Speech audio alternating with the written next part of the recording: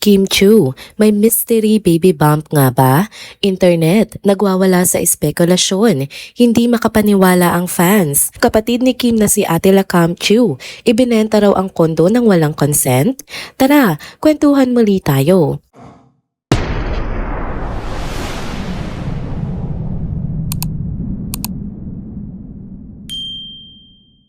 Hello mga ka-trenders!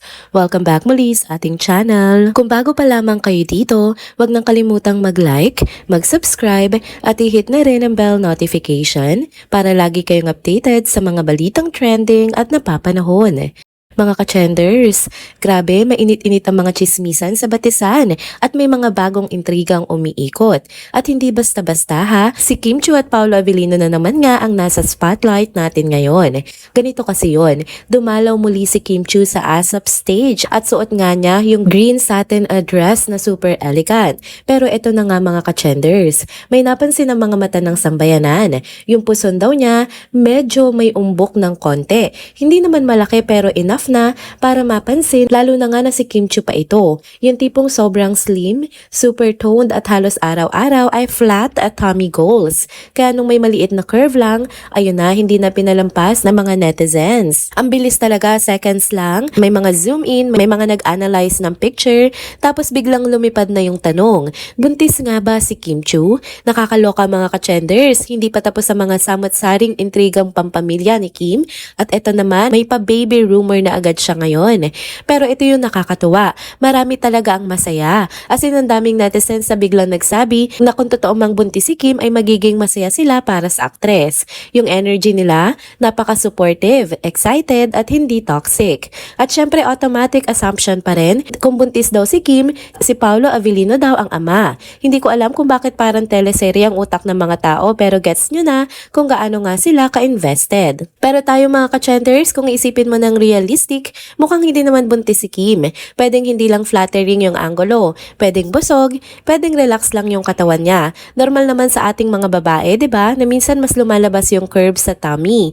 Hindi naman araw-araw pang IG post yung katawan natin. At yan naman ang common ground ng halos lahat ng comments at normal lang yan, hindi dapat pinapalaki agad. May iba pang netizens na nagbigay ng mga common sense explanations.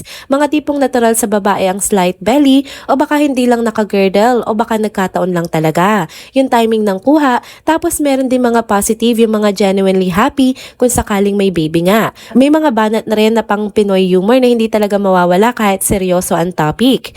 Pero kung ikaw ang tatanungin ko mga ka-trenders, tingin mo, buntis nga ba si Kim? Kasi knowing her, super active, super visible, at kung may ganitong kalaking life update, malamang hindi niya ipapadaan sa isang picture na questionable ang angle. At sure ako, once na lumaki ang issue, magsasalita rin siya para linawin ang lahat. Hindi niya hahayaang lumaki ng lumaki yung haka-haka. Pero tingnan nyo talaga, no, ang bilis ng chismis ngayon. Isang umbok sa dress, biglang national headline agad. Pero ang maganda, karamihan supportive. Hindi yung tipong toxic na pambabash, kundi more on excitement at malasakit. So ayun mga ka-trenders, yan muna ang latest sa Kim Pao. Medyo nakakakilig, medyo nakakaloka, pero very Pinoy internet culture talaga. Hintayin na lang natin kung ano ang sasabihin ni Kim para tuluyan na matapos itong usapang buntis not buntis era niya.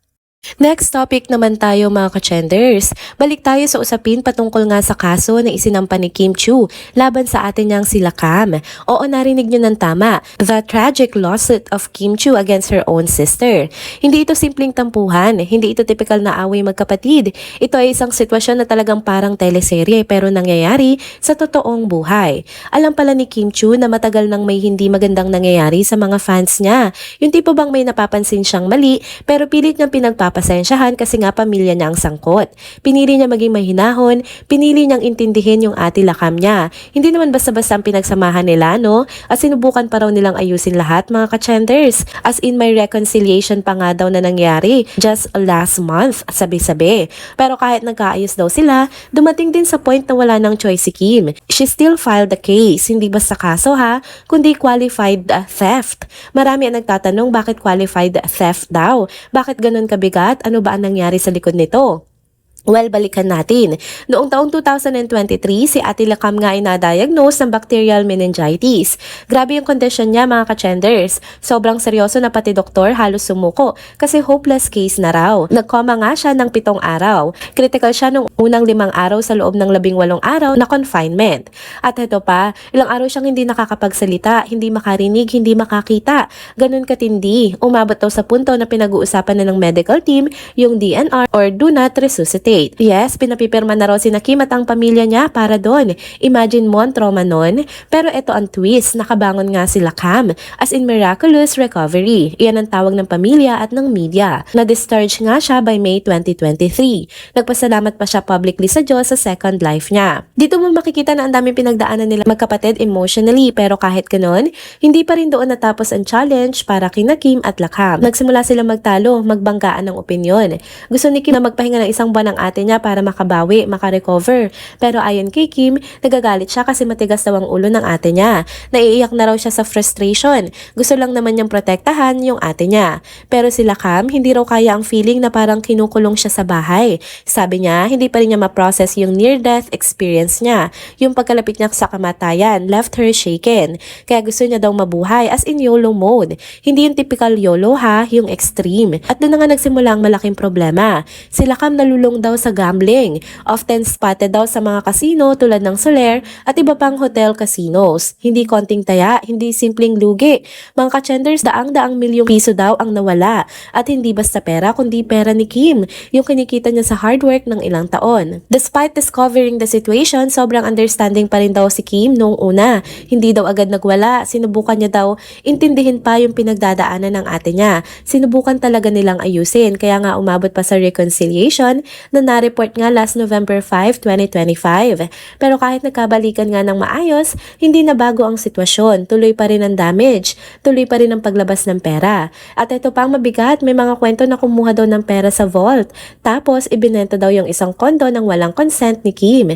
Sino ba naman ang hindi matitigil sa pasensya nun, di ba? Kaya dumating si Kim sa pinakamahirap na desisyon na pwede mong pagdaanan bilang kapatid. Iyon nga ang idemanda ang sariling kadugo. Yung taong inilarawan pa niya noong 2020 sa tribute post niya bilang #1 critic, #1 fan at superwoman. Yung kasong sinampa niya, qualified theft, lalim nga yan. Ibig sabihin may matinding pag-abuso sa tiwala.